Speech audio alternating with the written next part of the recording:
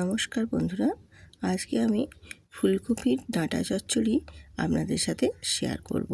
আমি জানি এই রান্নাটা সবাই পারে, কিন্তু আমি যেভাবে করছি সেভাবে রান্নাটা একবার ট্রাই করে দেখো। খেতে অপূর্ব লাগে, স্বাদ কিন্তু একেবারেই অন্যরকম আর দুর্দান্ত টেস্টফুল হয়।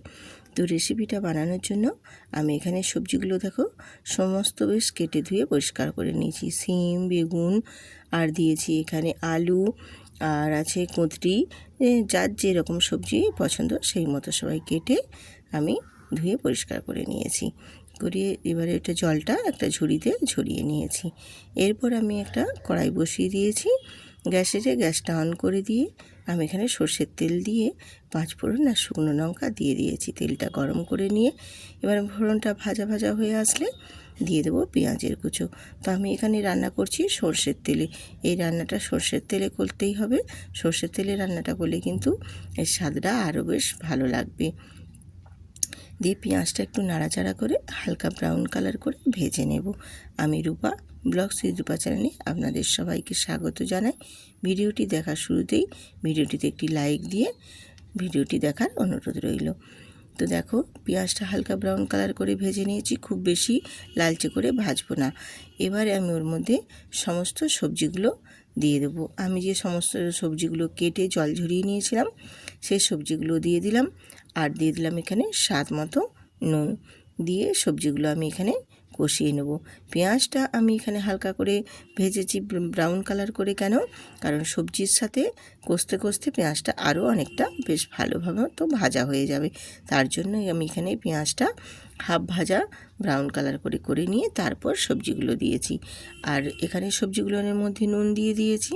তারপরে এবার একটা ঢাকনা দিয়ে ঢেকে দেব, তাহলে সবজির থেকে অনেকটা পরিমাণে জল বেরিয়ে আসবে আর সবজিগুলো খুব সুন্দরভাবে কষানো হবে।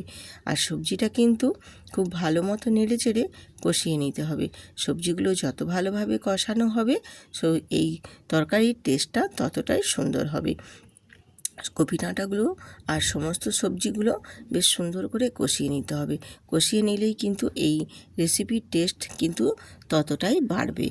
তো সবজিগুলো দেখো কষিয়ে আমি একবার ঢাকনা দিয়ে ঢেকে একটু কষিয়ে নিয়েছি।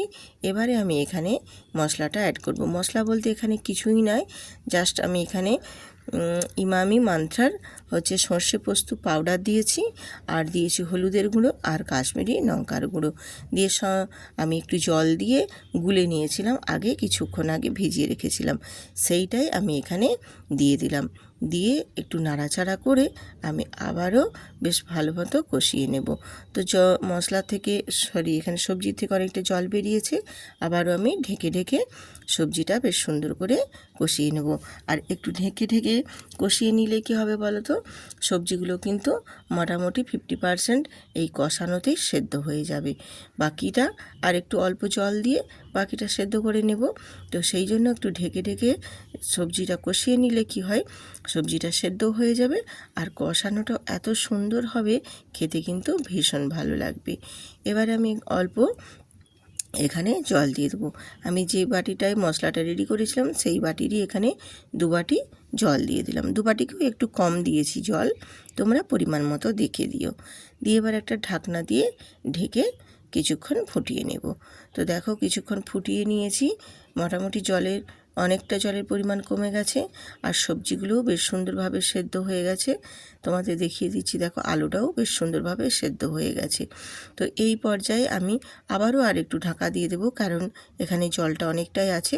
জলটা আরেকটু শুকনো শুকনো হবে, তারপর আমি চচ্চড়িটা আবার ঘাঁটা ঘাঁটা করে নেড়ে নেব। তো আমি একটু ঢাকনা দিয়ে ঢেকে দিয়েছিলাম। এরপর আমি এখানে অল্প সামান্য স্বাদের ব্যালেন্সটা ঠিকঠাক জন্য একটু চিনি দিয়েছি, কারণ এটা কপি ডাঁটার যে কোনো রেসিপি করলে একটু কিন্তু চিনি দিলে খেতে ভালোই লাগে। দিয়ে এবারে আমি খুন্তি দিয়ে এইভাবে একটু নাড়াচাড়া করে একটু ঘাঁটা ঘাঁটা করে দেব, তাহলে চচ্চড়িটা খেতে বেশ ভালো লাগবে। সবজিগুলো একদম গোটা গোটা থাকলে কিন্তু অতটা ভালো লাগে না, তার জন্য একটু খুন্তি দিয়ে নাড়াচাড়া করে একটু ঘাঁটা ঘাঁটা করে দিলে ভীষণ ভালো লাগে। আর আমি এখানে বড়ি আলাদা করে ভেজে রেখেছিলাম, এখানে আমি 7-8টা বড়িকেও একটু হাতে করে গুঁড়ো করে করে দিয়ে দিলাম। এই চচ্চড়ির মধ্যে বড়ি দিলে কিন্তু ভীষণ টেস্ট লাগে আর খেতেও কিন্তু বেশ ভালো লাগে। তো মোটামুটি আমার চচ্চড়িটা দেখো হয়ে গেছে। এবার আমি এটা নামিয়ে নেব। বড়িটাও দিয়ে দিয়েছি। বড়িটা সবশেষে লাস্টে দিলে কিন্তু বেশ ভালোই লাগে। দিয়ে একটু নাড়াচাড়া করে আমি গ্যাসটা অফ করে নামিয়ে নিয়েছি। দেখুন দেখতে কিন্তু ভারী সুন্দর হয়েছে। এইভাবে কপি ডাঁটা চচ্চড়ি রান্না করলে এর স্বাদ কিন্তু অপূর্ব লাগে, খেতে ভীষণ ভালো লাগে। আর কপি ডাঁটার এরকম চচ্চড়ি থাকলে কিন্তু গরম ভাতের সাথে ভীষণ ভালো লাগে। এছাড়াও আমাদের বাড়িতে এই চচ্চড়িটা বানালে মুড়ি দিয়েও কিন্তু খেতে পছন্দ করে অনেকে। তো আজকের রেসিপি কেমন হয়েছে বন্ধুরা কমেন্ট করে জানাতে কিন্তু একদমই ভুলবেন না। আবার আসবো আরেকটা রেসিপি নিয়ে।